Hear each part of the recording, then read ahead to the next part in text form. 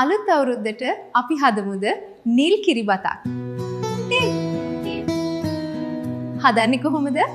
අපි මුලින්ම නෙලා ගමු නිල් කටරොළු මල් ටිකක්. පොකුරු එක තිබ්බනම් ගොඩක් හොඳයි. නෙලාගත්තු නිල් කටරොළු මල් ටිකද අපි භාජනයකට දාලා රත් කරමු.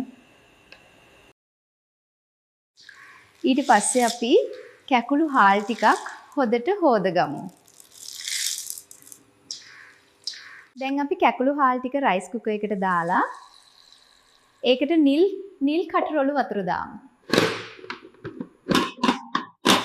මේක හොදට ඉදෙන්න තියමු.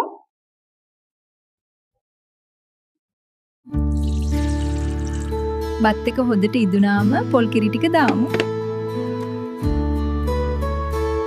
නිල් කටරොළු වතුරින්ම හදාගත්තු පොල් කිරි ටිකක් දාන්න පුළුවන් නම් මරේ ගොඩක් හොඳයි. දැන් තියෙන කිරිබත් එක මේ විදියට ට්‍රේ එකකට දාගන්න. ඒක තනිතලා කරන්න. ඔයාලත් මේ විදියට හදලා බලන්න.